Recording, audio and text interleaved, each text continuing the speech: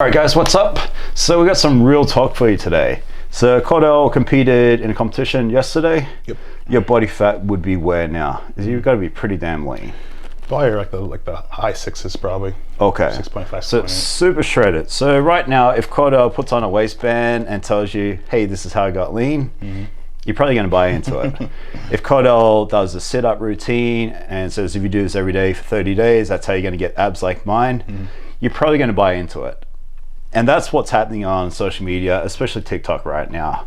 Right. You're getting a lot of guys who are in really good shape who, yeah, they may do sit-ups, but they've dieted. They eat very clean. They train very hard on a very consistent basis to look the way they do. Right. Talk to me about how you can't get tied up in the fluff. Right. And what is actual fact. Yeah, it's so like easy to get caught up because all the glitz and the glamour. You see these guys with abs year round, and you're like, I don't have abs at all, not even one day out of the year. So these men and women, because women look even better than a lot of guys on social media, TikTok. This is what they do for a living. It's like this is their profession. This is what they get paid for. It's how they actually make a living. So endorsements, right? Yeah, like and product that's how placement. they keep. That's product placement and all the above. So if you're someone who is trying to achieve those results that this individual has, and you're going off of them saying, you know, you need to do this routine for your abs, you need to put on this, you need to do this tummy. They still have these tummy teas and detox teas for tummies.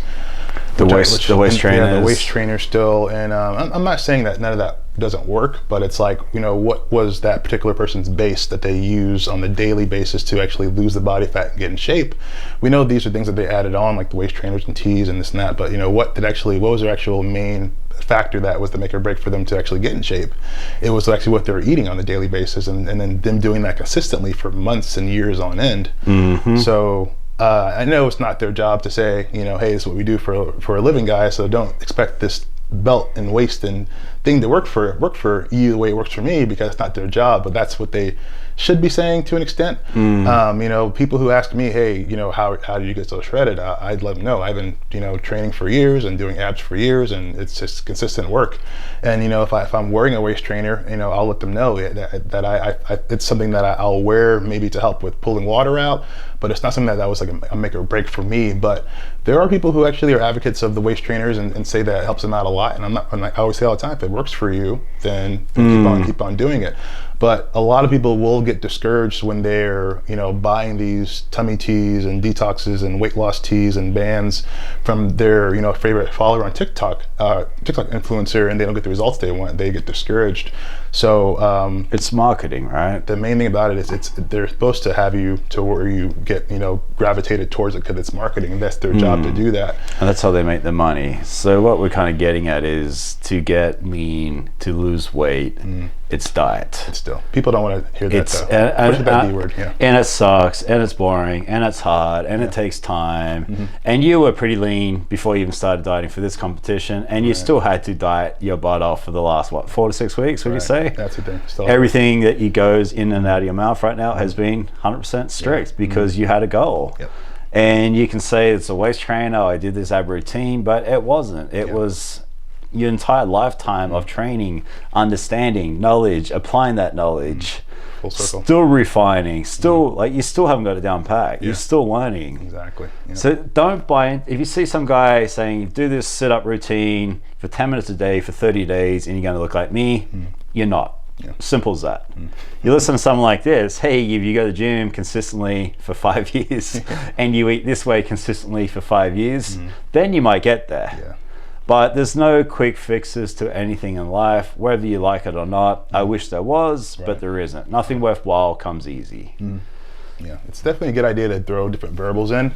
If you have a great diet, you know, you can say, what else can I do on top of my diet? Okay, I have a great workout routine.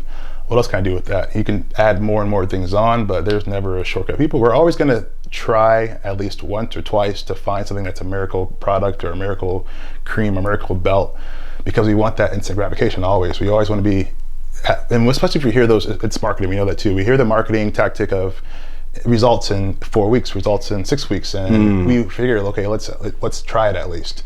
But the main thing about it is it's if you've been out of shape or haven't had abs in years, it's going to take you at least a year. Never had abs ever. Never had abs ever. At least a year plus to actually, get in shape. And then the main thing about it is how do you maintain from there?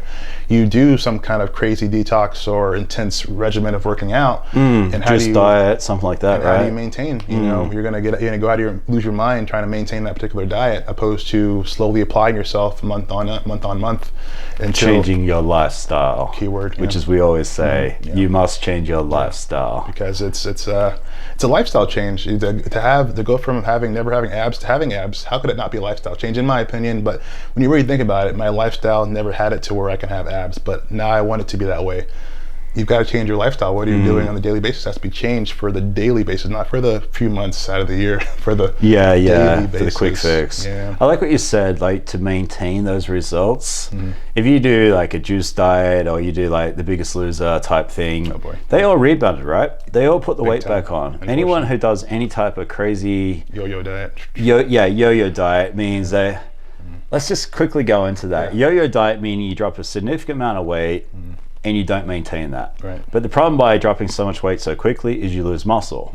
So now you've lost weight, you've lost muscle. When you put the weight back on, you have less muscle, therefore your metabolism's slower, therefore you put on more weight. Right. And if you continue to do that, you get fatter, don't you? You get bigger. You accumulate more fat. And it's a lot harder to come back from that. And you're not learning anything, you're not getting applying any habits, you're not developing any good habits. Right. You've come kind of like spinning your wheels. You just don't know what to do. More and more discouraged. So you see these videos, please don't buy into them. Work on changing your lifestyle, starting with diet, exercise, cardio, and then if you want to apply these waist trainers, sit-up routines, that would probably be 4th or 5th on the list. If. Yeah. Thanks, guys.